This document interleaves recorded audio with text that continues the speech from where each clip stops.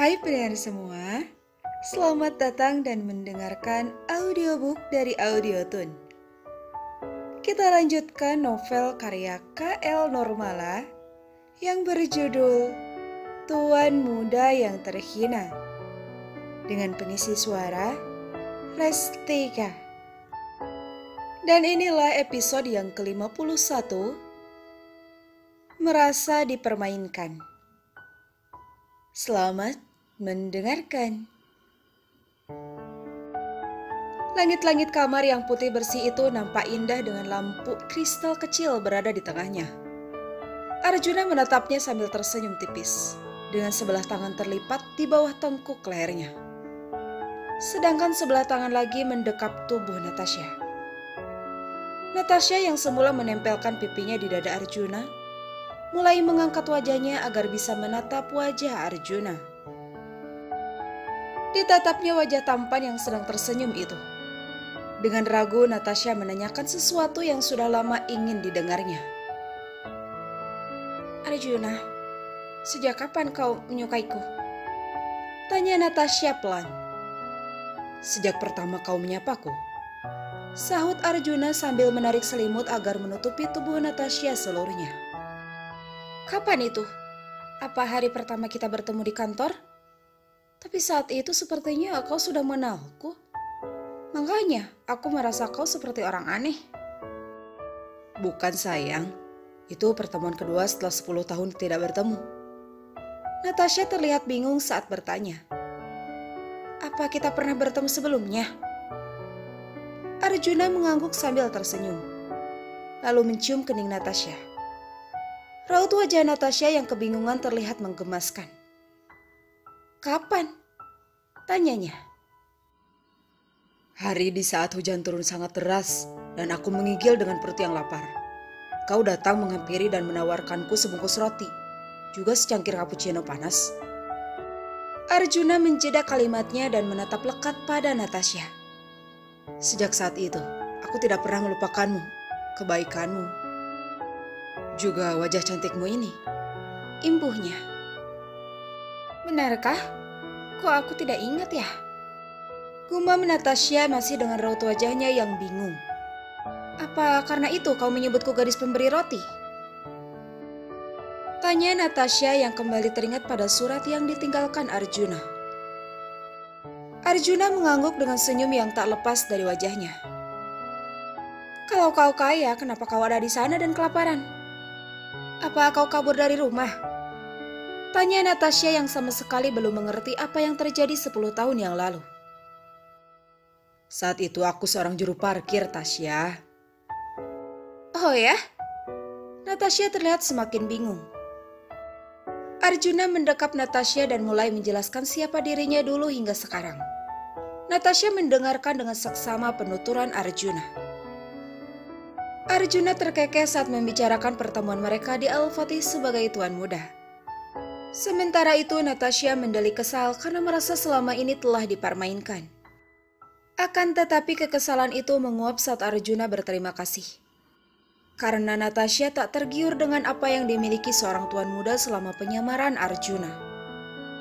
Kau tahu, kejadian malam itu adalah ide Rahul, ujar Arjuna.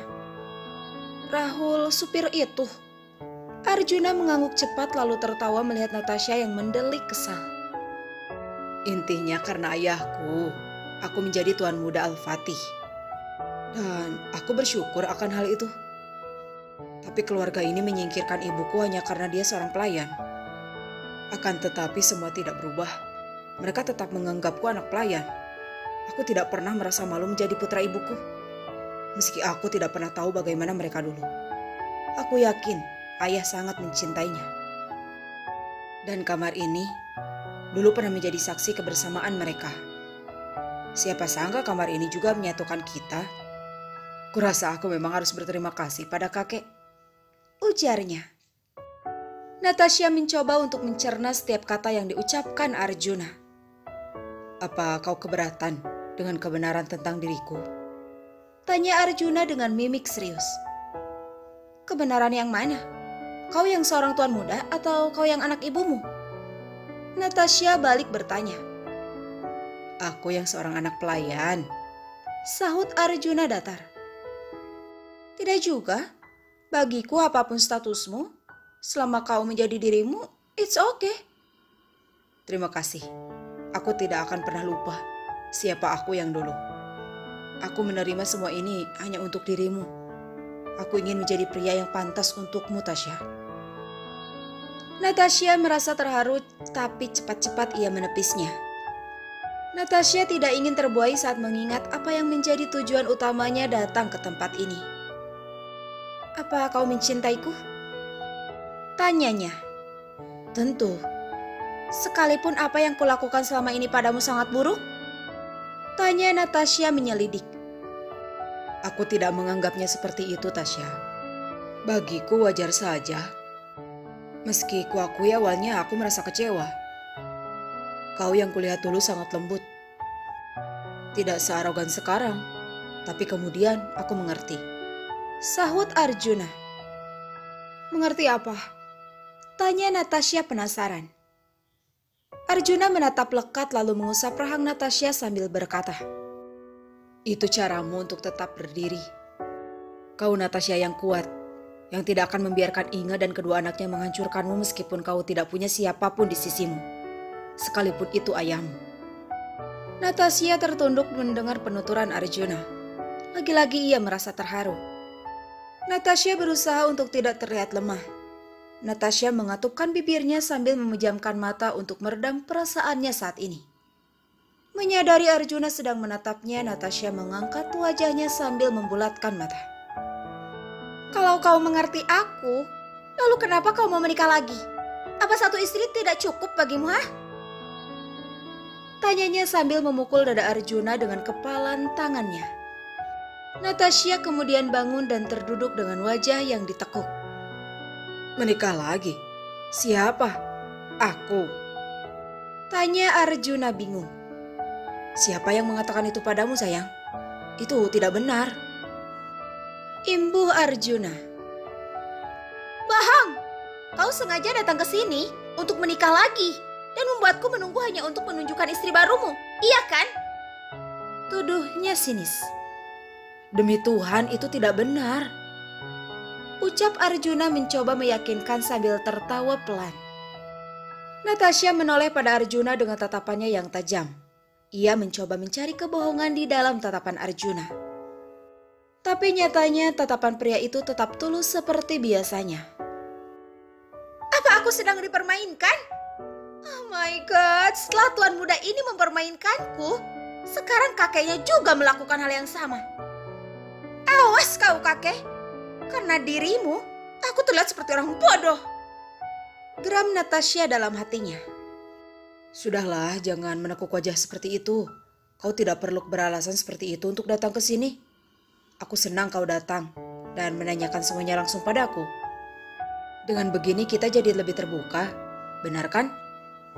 Bujuk Arjuna masih dengan wajahnya yang tersenyum lebar. Itu bukan sekedar alasan Arjuna. Sungguh, ada yang mengatakannya padaku. Ujar Natasha meyakinkan. Arjuna kembali tertawa melihat Natasha yang bersikeras sambil memasang wajah yang kesal.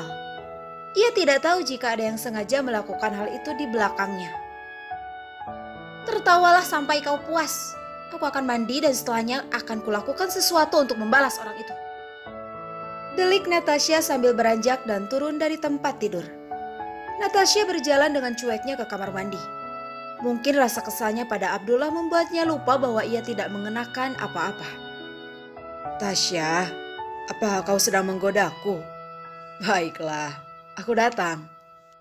Seru Arjuna sambil beranjak dan berlari ke arah Natasha. Natasha baru saja menoleh saat Arjuna sudah menubruknya. Kemudian membopongnya ke kamar mandi. Pria itu tidak menghiraukan pekikan Natasha yang minta diturunkan. Di sisi lain rumah itu, Abdullah terdiam di ruang rahasia sambil menatap foto istrinya. Maria muda terlihat cantik mengenakan cincin yang sama dengan yang dikenakan Natasha. Abdullah mengadukan kedatangan wanita yang mengaku istri Arjuna itu pada mendiang istrinya. Abdullah juga mengeluhkan sikap Natasha yang sangat suka berteriak padanya. Kupikir selera anak itu sama seperti aku dan ayahnya. Tapi ternyata dia berbeda. Aku tidak mengerti bagaimana caranya bertahan dengan suara nyaring istrinya itu. Jika kau masih ada, maka saat ini yang sedang mengeluh bukanlah aku, tapi dirimu. Ya Tuhan, aku harus menghadapi cucu menantuku yang seperti itu di hari tuaku ini. Keluhnya. Bersambung. Episode ini telah usai. Jika suka, jangan lupa tekan tombol favorit di audiobook novel ini. Terima kasih telah mendengarkan.